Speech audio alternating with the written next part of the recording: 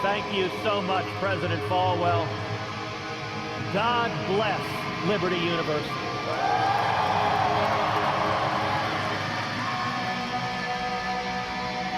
I am thrilled to join you today at the largest Christian university in the world.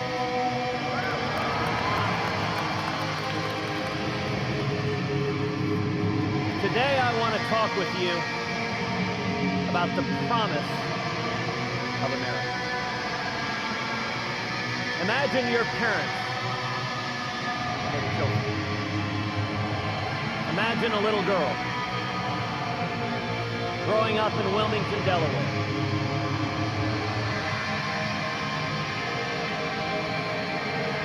During World War II, the daughter of Irish and Italian Catholic families, working class, her uncle ran numbers in Wilmington.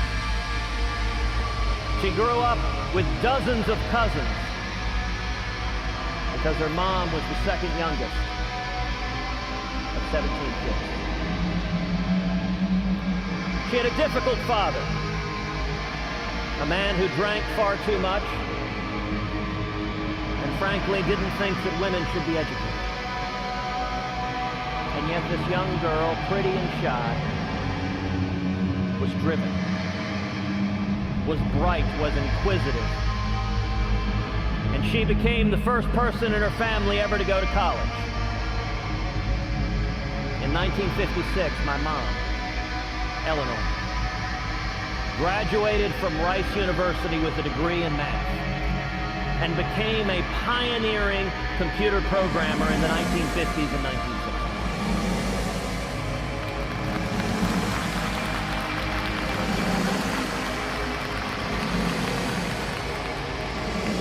Imagine a teenage boy, not much younger than many of you here today, growing up in Cuba. Jet black hair, skinny as a rail.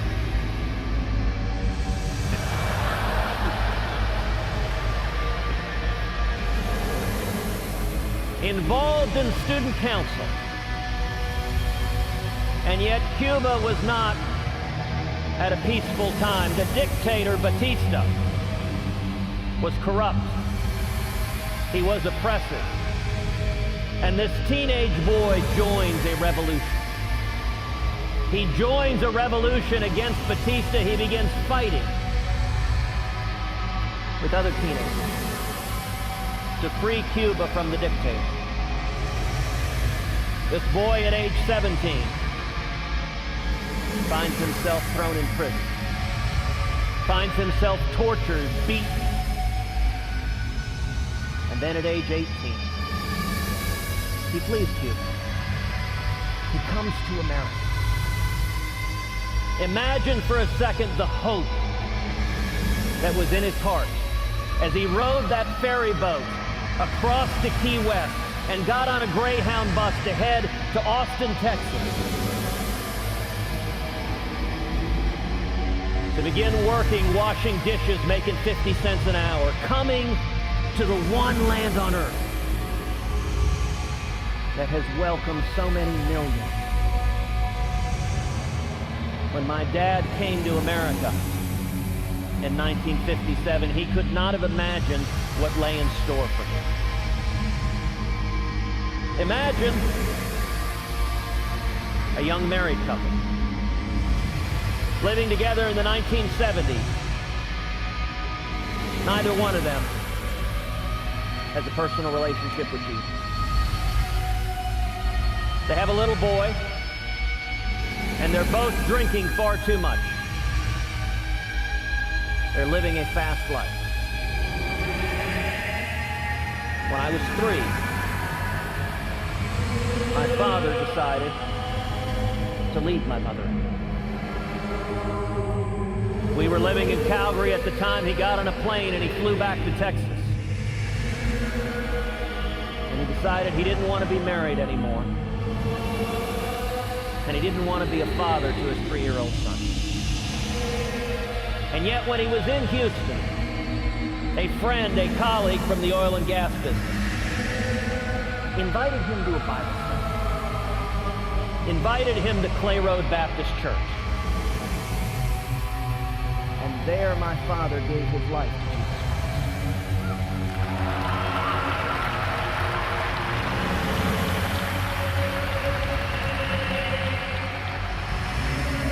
And God transformed his heart.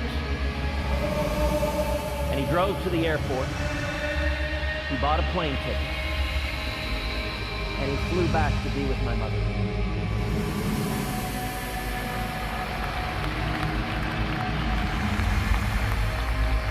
There are people who wonder if faith is real. I can tell you, in my family, there's not a second of doubt. Because were it not for the transformative love of Jesus Christ, I would have been saved and I would have been raised by a single mom without my father. Imagine another little girl living in Africa, in Kenya and Nigeria. Diverse crowd. Playing with kids, they spoke Swahili, she spoke English.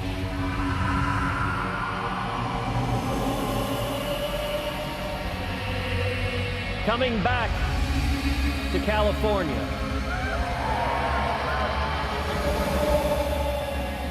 where her parents, who had been missionaries in Africa, raised her on the Central Coast. She starts a small business when she's in grade school, baking bread. She calls it Heidi's Bakery. She and her brother compete baking bread. They bake thousands of loaves of bread and go to the local apple orchard where they sell the bread to people coming to pick apples. She goes on to a career in business, excelling and rising to the highest pinnacle. And then Heidi becomes my wife and my very best friend in life.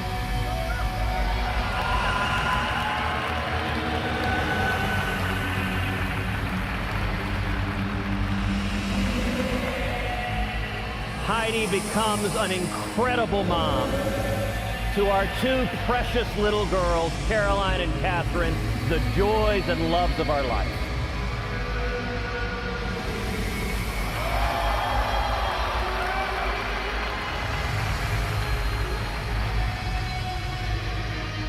Imagine another teenage boy being raised in Houston, hearing stories from his dad about prison and torture in Cuba, hearing stories about how fragile this is, beginning to study the United States Constitution, learning about the incredible protections we have in this country that protect the God-given liberty of every American. Experiencing challenges at home. The mid-1980s, oil prices crater, and his parents' business go bankrupt. Heading off to school,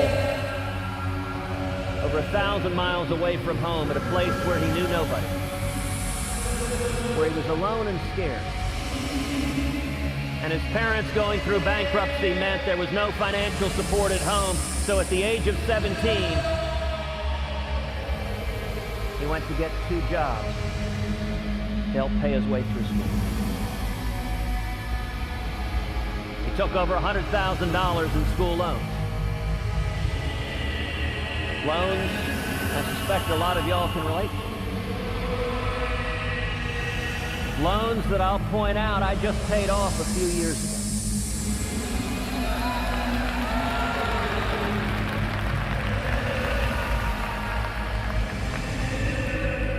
These are all of our stories. These are who we are as Americans. And yet,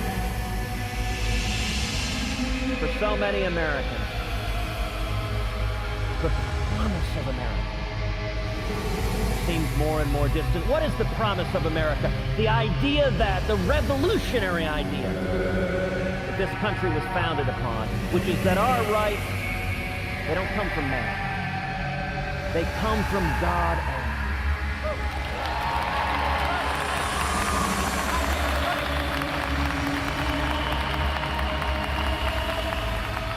And that the purpose of the Constitution, as Thomas Jefferson put it, is to serve as chains to bind the mischief of government.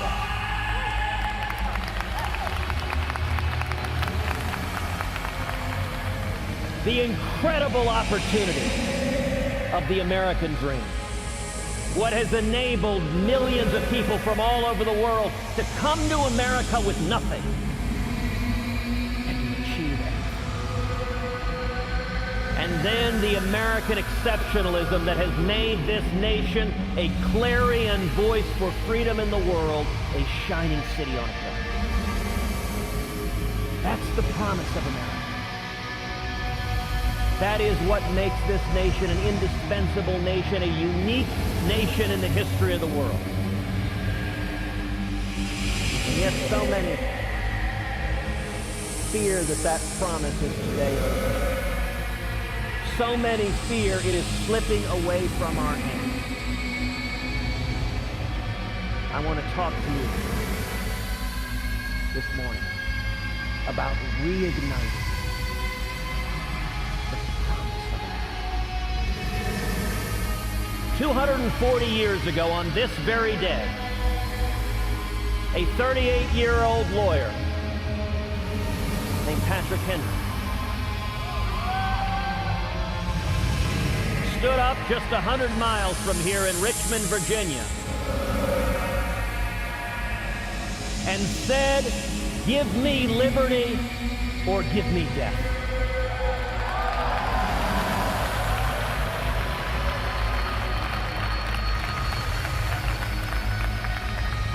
I want to ask each of you to imagine millions of courageous conservatives all across America rising up together to say in unison, "We demand."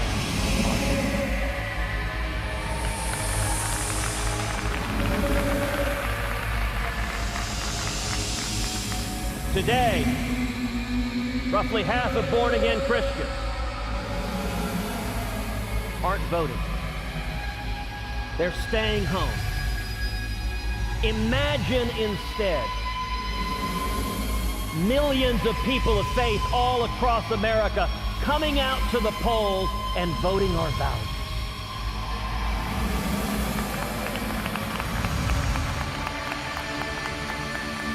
Today, millions of young people are scared, worried about the future, worried what the future will hold. Imagine millions of young people coming together and standing together saying, "We will stand for liberty."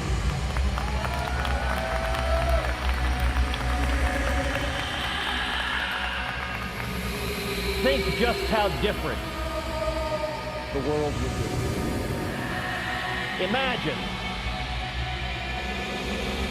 instead of economic stagnation, booming economic growth.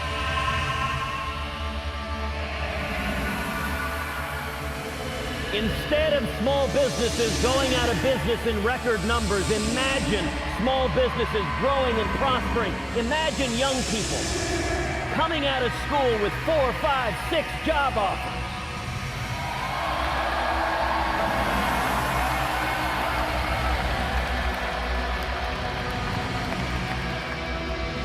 Imagine innovation thriving on the internet as government regulators and tax collectors are kept at bay and more opportunity is created.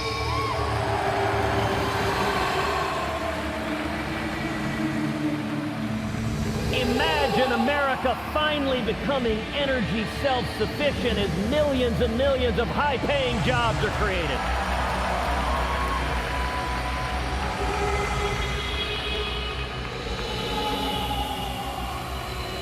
5 years ago today, the president signed Obamacare into law.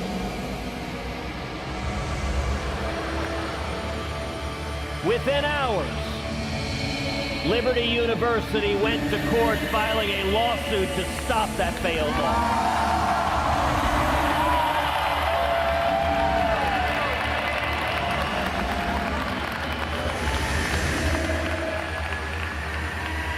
Instead of the joblessness, instead of the millions forced into part-time work, instead of the millions who've lost their health insurance, lost their doctors, have faced skyrocketing health insurance premiums. Imagine in 2017, a new president signing legislation repealing every word of Obamacare.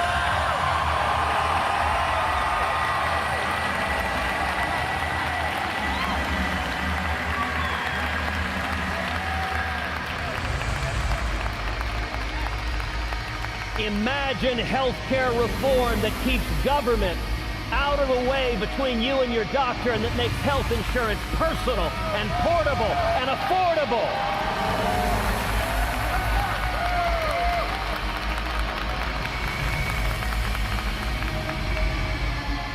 Instead of a tax code that crushes innovation, that imposes burdens on families struggling to make ends meet. Imagine a simple flat tax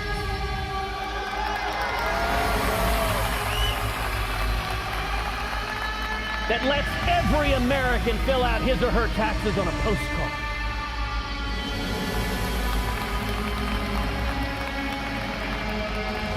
Imagine abolishing the IRS.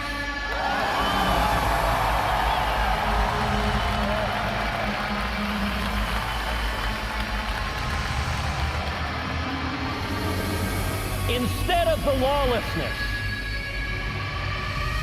and the president's unconstitutional executive amnesty,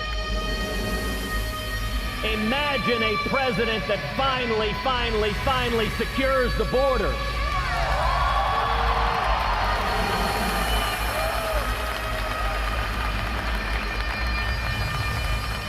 And imagine a legal immigration system that welcomes and celebrates those who come to achieve the American dream.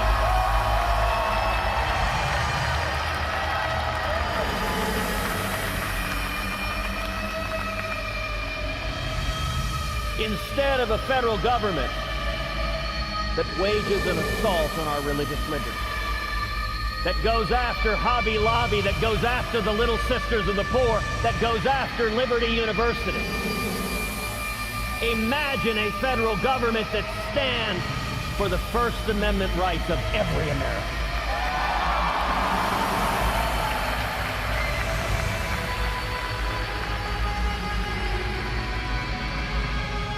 Instead of a federal government that works to undermine our values, imagine a federal government that works to defend the sanctity of human life.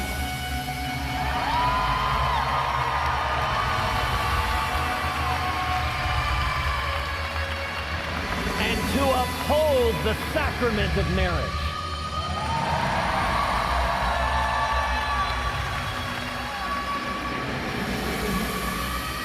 Instead of a government that works to undermine our Second Amendment rights, that seeks to ban our ammunition.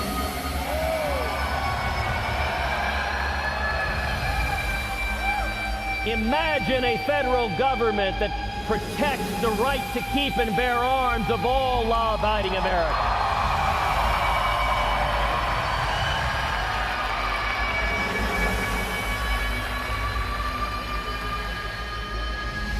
Instead of a government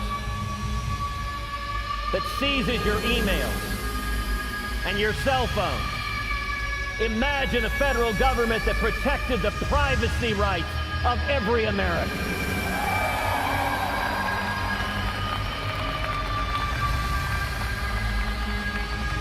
Instead of a federal government that seeks to dictate school curriculum through Common Core.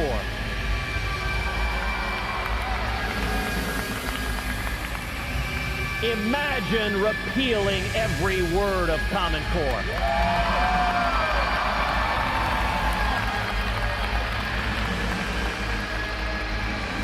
Imagine embracing school choice as the civil rights issue of the next generation. That every single child, regardless of race, regardless of ethnicity, regardless of wealth or zip code, every child in America has a right to a quality education.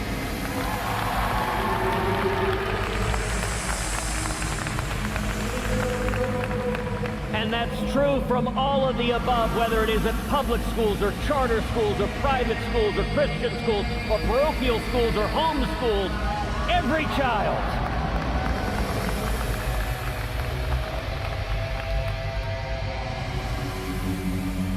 Instead of a president who boycotts Prime Minister Netanyahu, imagine a president who stands unapologetically with the nation of Israel.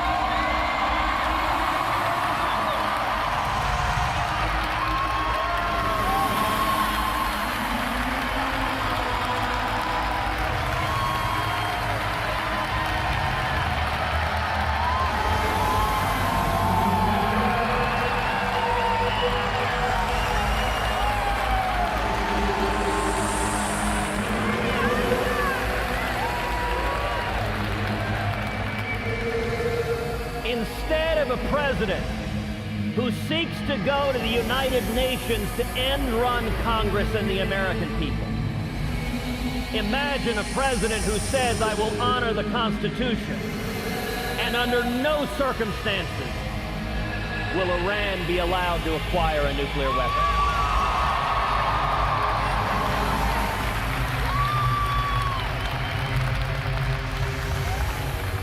Imagine a president who says we will stand up and defeat radical Islamic terrorism.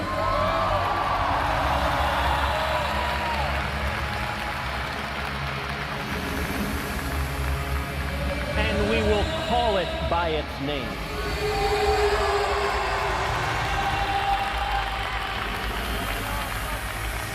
We will defend the United States of America.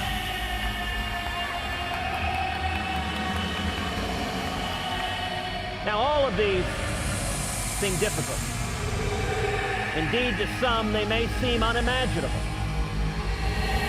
And yet, if you look in the history of our country, imagine it's 1775, and you and I were sitting there in Richmond listening to Patrick Henry say, give me liberty or give me death. Imagine it's 1776, and we were watching the 54 signers of the Declaration of Independence stand together and pledge their lives, their fortunes, and their sacred honor to igniting the promise of America. Imagine it was 1777, and we were watching General Washington as he lost battle after battle after battle. In the freezing cold, as his soldiers with no shoes were dying, fighting for freedom against the most powerful army. That too seems unimaginable.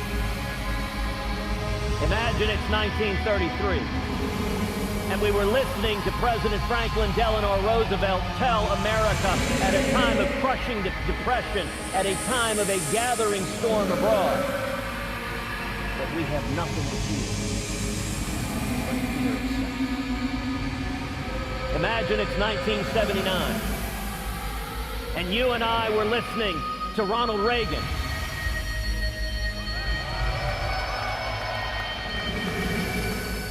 And he was telling us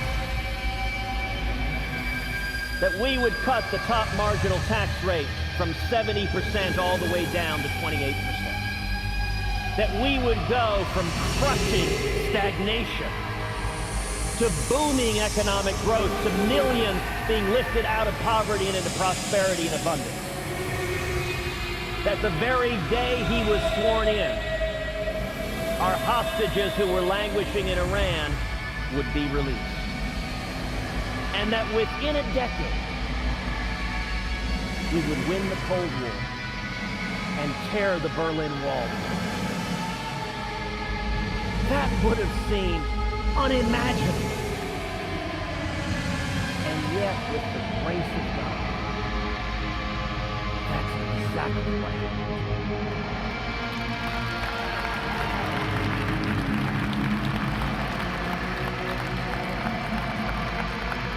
From the dawn of this country, at every stage, America has enjoyed God's providence. Over and over again, when we faced impossible odds, the American people rose to the challenge. You know, compared to that, repealing Obamacare and abolishing the IRS ain't all that tough. The power of the American people when we rise up and stand for liberty knows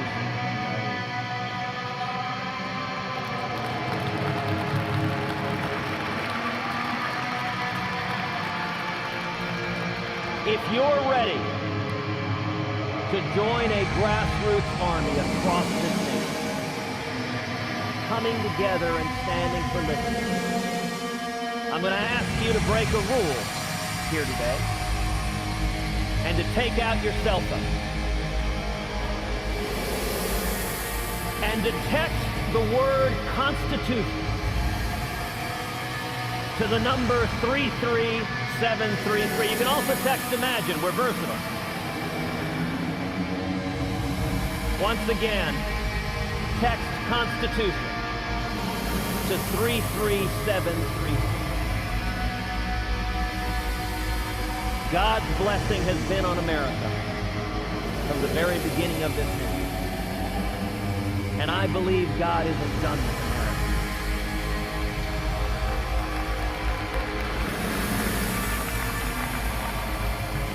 I believe in you. I believe in the power of millions of courageous conservatives rising up to reignite the promise of America. And that is why today I am announcing that I'm running for President of the United States.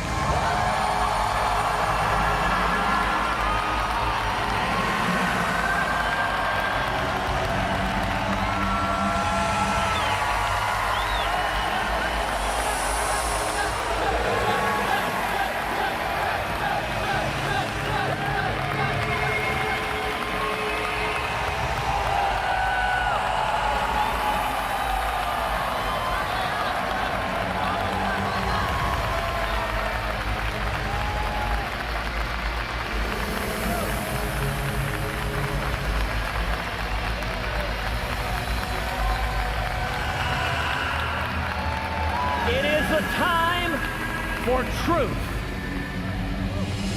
It is a time for liberty. It is a time to reclaim the Constitution of the United States.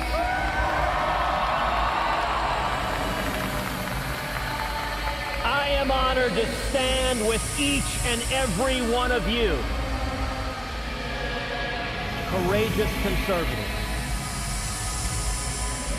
as we come together to reclaim the promise of America, to reclaim the mandate, the hope and opportunity for our children and our children's children. We stand together for liberty.